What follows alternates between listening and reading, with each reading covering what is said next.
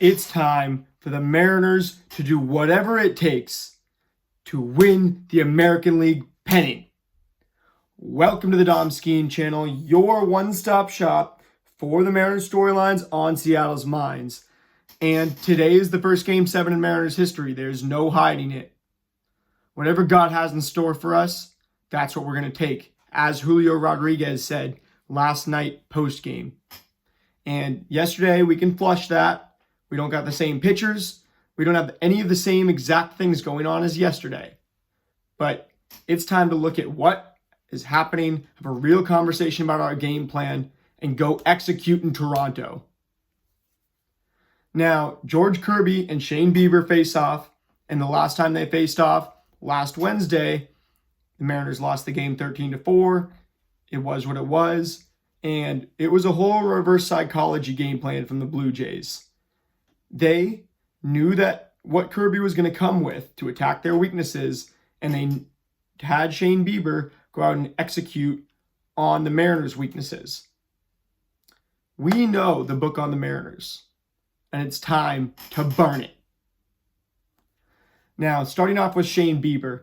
Bieber has 5 offerings, 4 of which can give the Mariners fits, but all 5 did last Wednesday. The blueprint for success in this start against Shane Bieber can be drawn from his second start back from the IL this season. Against the Brewers on August 29th, a game which Milwaukee won 7-2. He was clean through 5 innings until they chased him in the 6th inning and ruined his chance at a quality start. Bieber threw 37 four-seam fastballs on 92 pitches, and although he got his with 12 swinging strikes and 6 coming on just that four-seam fastball alone, the Brewers forced him back to that pitch by controlling the zone. The Mariners must compete on the breaking balls the first 2 times through the order to force Bieber off the book on the Seattle offense, which we've talked about all year. And I want to go back to this Brewers versus Blue Jays start on August 29th, and we look at Bieber's arsenal in this game. He throws those 37 four-seams on the 92 pitches, gets half of his swinging strikes just on that alone, and then he gets 4 on 21 sliders. The Mariners struggle with the slider. He throws the cutter only 8 times, doesn't get a swinging strike. Changeup, 1 on 12 of those. And then knuckle curve, he throws 14 times with 1 swinging strike as well. The Brewers did barrel him up in this start, however. And if we go back to this 6th inning and look at exactly what Bieber did, that the first at bat of that 6th inning came against Andrew Monasterio. He throws a four-seam fastball first, a changeup second, four-seam, changeup, and then the slider gets blasted by Andrew Monasterio for a home run. Now, where was that slider, you might ask? High middle in. That is the pitch that the Mariners want. Do we hit the slider high middle in? Not particularly well. Cal Raleigh is probably the best breaking ball hitter on this team. Jorge Polanco's had success. Josh Naylor absolutely can have success as well. However, most of our lineup is not, Julio, Randy. Randy can crush those sliders, and I have faith that, he would be one of those guys to do it tonight as well. But you got to force him to throw four-seam fastballs at least 30% of the time in this start. If you don't get him to throw those four seams, then everything else working off of it is going to be a little, it's going to be a little too much movement, which the Mariners have struggled with all year. Now, after he pitches to Monasterio, and Monasterio puts that one out of the seats for a homer, absolutely crushes that slider. He comes back against Bryce Terang. You crush that slider. Now Bieber is off all those breaking balls, which make him great, especially against teams like the Mariners that are so fastball dependent. And, he comes out against Bryce Terang the next at bat, four-seam fastball in the zone, swinging strike. That's okay. He's going to get his. Because then he throws another four-seam fastball outside the zone, which Terang takes pretty close outside. And then knuckle curve comes in there for a called strike on that outside corner again.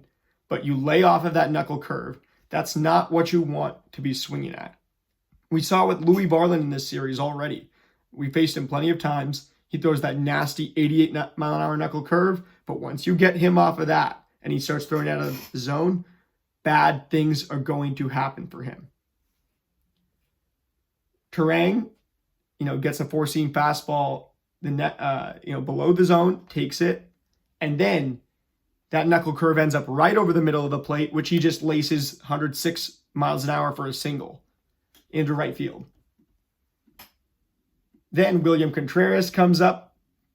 He manages to get William Contreras for the first out of this inning because he throws him a slider low, comes back with a four-seam fastball high, climbing the ladder on Contreras, which is something that pitchers absolutely do against the Mariners as well. Throw the one pitch low, right? Maybe a fastball low, and then a breaker high, or a breaker low, then fastball high. And in this case, it was the breaker low, the fastball high. Then the third pitch, slider in the middle of the zone. Contreras puts a decent swing on it, but it still only ends up 88 miles an hour into the outfield. Easy fly out for Davis Schneider. But, it's a guy, Andrew Monasterio, who is building his career on hitting those bad pitches, taking really scrappy at-bats. And who does that in our lineup? Leo Rivas, J.P. Crawford. I'm wearing my Griffey, my Ichiro today, because this is not just about the players on the field. Although there's the ones that are going to get it done today. This is going to mean so much to the Mariners. Anyway, the Mariners really need to compete on those breaking balls early and get him to throw those four-seam fastballs, which then you punish for mistakes. Bieber ends up getting chased out of this game. 2 earned runs, just 5.1 innings, 5 hits, 6 strikeouts to no walks. I wouldn't expect Bieber to walk too many guys tonight, but we can make him do that. If you get into those long at-bats, that's what the Brewers did in this start as well. Just get into those long at-bats and compete on the breaking balls. They got him up to 92 pitches by, just 1 out in the 6th inning. And although it looked like it was going to be a quality start, the strikeouts were there, run prevention was there. They get the hits and they work those long at bats, just grind them out, be an absolute pest. And even though you don't get the walks, you get that pitch count way up. And Bieber also got hard hit 8 times on those 92 pitches. You can light him up if you're taking these long at bats and then you punish the mistakes. But even if we don't get the walks, even if we strike out, I don't care. We need to be having these long at bats tonight. We need the pests to come out. The Brewers had Freddie Peralta in this one going against the Blue Jays, and they held him to 2 runs. So how did they do that? Freddie Peralta comes out, throws a lot of four-seam fastballs, doesn't even get a single whiff on 38 four-seam fastballs, but he uses it to set up the rest of his arsenal, which he gets 12 swinging strikes on 95 pitches in this start. He also prevents hard contact, average exit velocity of only 86.3 miles an hour. And, 0 on 38 four-seam fastballs as far as swinging strikes, but 2 on 27 changeups, not as many as you might think. Then here's where it gets good. 7 swinging strikes on 16 curveballs. George Kirby had success with that knuckle curve a little bit too. And, we're about to get into George Kirby. Also 3 swinging strikes on 14 sliders because he wasn't using it that much. They were not able to sit on it. Now, we get over to the last start against the Mariners. What did Shane Bieber do against the Mariners? He just says, you know what? We're not going to throw them what they want, the four-seam fastball. We're throwing this, on 88 pitches, he throws the slider 26 times, gets 7 swinging strikes on it. He throws the four-seam fastball just 20 times, gets 4 swinging strikes on 20, a 20% rate that's elite as well. So he was getting his against the Mariners as far as swinging strikes. And then he throws gets 3 swinging strikes on 14 changeups, 2 swinging strikes on 14 knuckle curves, and 1 on 14 cutters. The Mariners, they need to compete and foul off these cutters, knuckle curves, changeups, and sliders. And once you get those four-seam fastballs high in the zone, you do got to crush them. However, if you're not already in a 2-strike count, if you're not already in, if you have like you might just want to work these long at bats against Bieber. And I mean, it goes easier said than done. In this start, the Mariners were obviously pressing. However, we go moving over to George Kirby. Kirby has 6 offerings, 4 of which he normally uses, and he only used those 4 against the Jays last time. I mean, he actually didn't barely throw his 4-seam fastball. He threw, so he had 74 pitches against the Blue Jays last Wednesday. 29 sinkers, 28 sliders. Now, obviously that start went poorly for George, but if not for a few uncharacteristic control mistakes on pitches that drifted back into the middle of the plate, which Andres Jimenez and Vladdy Guerrero Jr. just barely took deep for wall scraper homers, the start could have gotten much, much better. He attacked their sinker deficiencies by using as his primary pitch 29 sinkers on 74 pitches, but they were ready and they punished a few mistakes on that pitch. He went with the slider 28 times as well, which worked for most of the night, but there was still a few hard hits that ruined the stat line. He only racked up 4 swinging strikes on the 28 sliders and none on the 29 sinkers, but had 3 on 12 four-seamers and 2 on 5 knuckle curves. Now, just like Freddie Peralta in that August 29th start we were talking about against the Blue Jays are great at sitting on whatever the primary fastball pitch is going to be from even a premier starter in the MLB. So even, with George Kirby, you might go sinker as your primary pitch again. You might go four-seamer, or you might even just say, I want to go with the slider. Even though, it didn't work for Logan yesterday, that might have been a little bit of a control thing. George Kirby, if anybody's control deserves faith, George Kirby's control deserves faith. And despite the struggles last game, and although the sinker-slider approach got crushed, the plan was sound. You were attacking their weaknesses. However, the data points to reverse psychology working favorably in this series once again, as Kirby's tertiary arsenal is what can expand the strike zone. When I say tertiary, I mean, there's his primary pitch, then there's the secondary pitches, but I'm really talking about even the ones that are kind of on the outside of Kirby's arsenal looking in, that are going to keep him unpredictable. And as we see in this start, right, I mean, they didn't swing and miss on the sinker slider because they knew it was coming.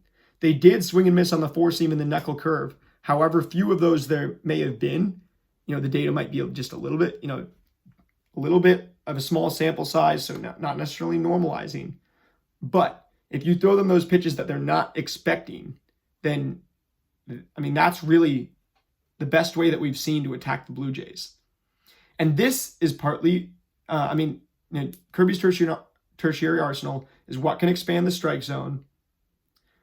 The Jays are ready to jump all over any other pitch than the sinker and slider. Those are the ones that they really want to swing and miss at, because they don't want to swing and miss at the pitches that they know are coming. However, you can get them to press by throwing them outside of the zone, get them over aggressive, and take advantage of what they want to swing at by throwing it outside the zone on purpose. This is partly why Bryce Miller has been so successful in the series. He's a jack of all trades type with tons of offerings. Kirby can't go too heavily on any one pitch. He needs to throw all of his pitches during the first few innings and give them lots to think about and look for. Make them see, he's throwing these, not just he's throwing these 2 pitches a lot, but he's throwing these 4 or even these 6 pitches a lot. And that is what's going to give the Blue Jays headaches. Now, I was wrong about the game plan with both Kirby and Bieber last time. I said what I wanted us to do. We went out there and we kind of executed that plan. The plans were what I thought they would be. They just didn't work for us. And when you look at this game today, the lineups are now out. The only difference, there's 2 differences in this lineup from the last two games, which, game 5, it worked out. You changed the lineup up and it really worked out in your favor, just going a little more of a traditional lineup approach. You got Julio leading off, Cal hitting second still. You move Josh Naylor up to that 3 hole, get that solid lefty option in there, and you want to jump all over Bieber early. Even Naylor can jump all over those pitches. We've seen him jump all over some breaking balls up and in and take them way deep in Toronto, both the splitter last night. And then in game 2, it was, I forget exactly what pitch it was. But you know what I'm talking about, where he jumped all over that pitch, put a power swing on it, gets it out of the park. And that scored the Mariners' final 2 runs of that one, which we won 10-3. Now, you got Julio, Cal, Naylor, Jorge batting cleanup again, moving right back down into the cleanup spot. I think that gives him a little more protection, and he can put together those long at-bats as well. He can also drive the ball. I mean, he has become a more versatile hitter. Then Randy is hitting in that 5-hole again, and Randy's at-bats have been sound. Randy is absolutely a gamer in the postseason. I'm going to pick Randy to hit a homer again because, again, he is as streaky as anybody with the homers. Even Gino Suarez. He hit a bunch to begin the year, went months and months without hitting a single one, and then exploded in July, hitting almost a home run per game for over half the month. Gino hitting in the 6th hole. We know who Gino is. We know what Gino does. And they do too. But Gino's getting hot at the plate. And his plate approach right now looks better than any other time he's been on the Mariners this season.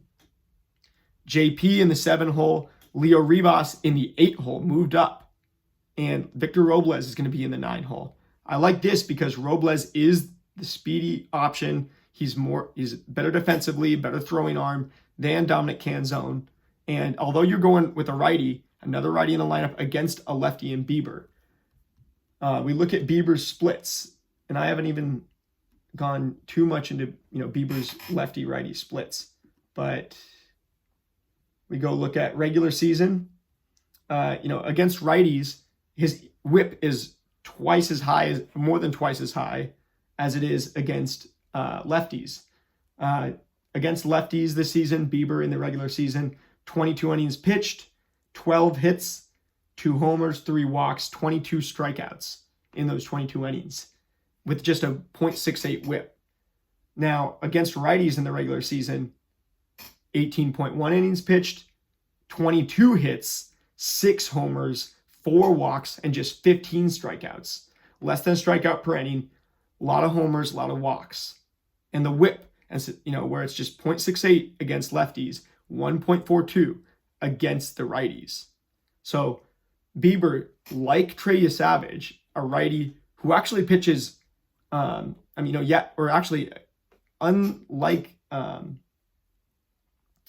Trey Savage, this is a guy who pitches better against lefties than he does against the righties. So you're gonna have opportunities in this game. We had plenty of opportunities yesterday. A game of inches where we maybe squandered those opportunities. A few defensive errors by some of our best defensive players. You can't get too mad over it. You know that they're going to be ready today.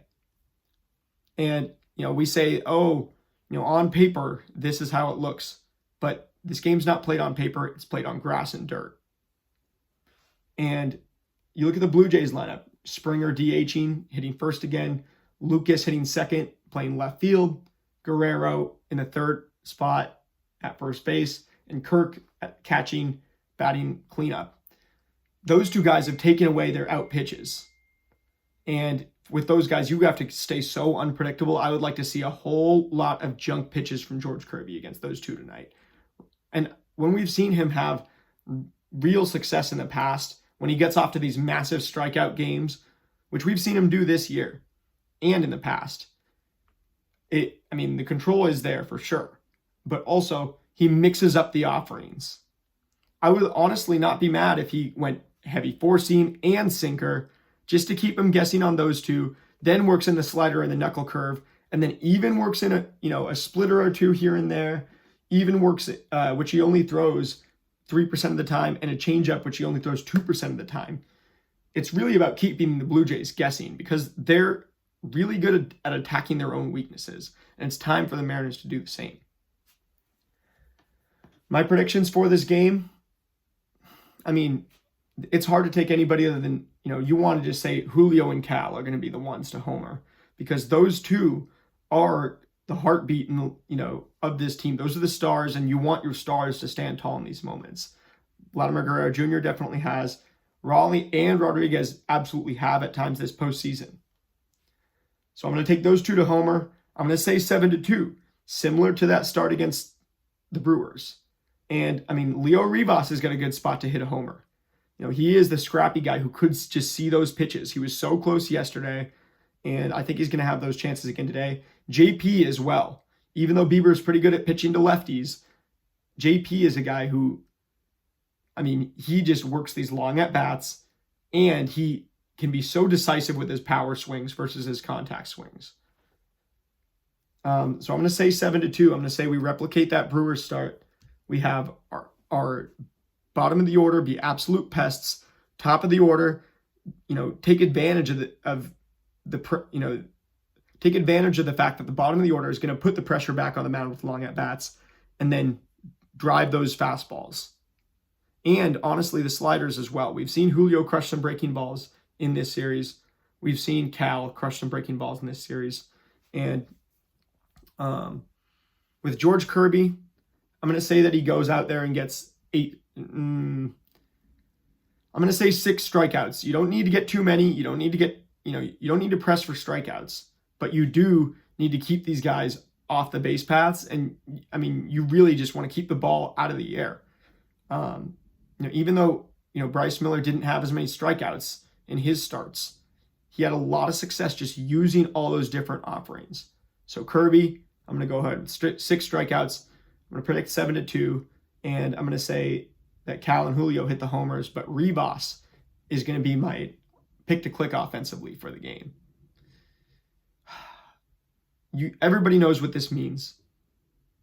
But as long as we go 1-0 every pitch, stay stoic, and give all glory to God, I will be as proud as anybody to represent this S tonight and for the rest of my life. I will see you guys later to recap this game, and go M's.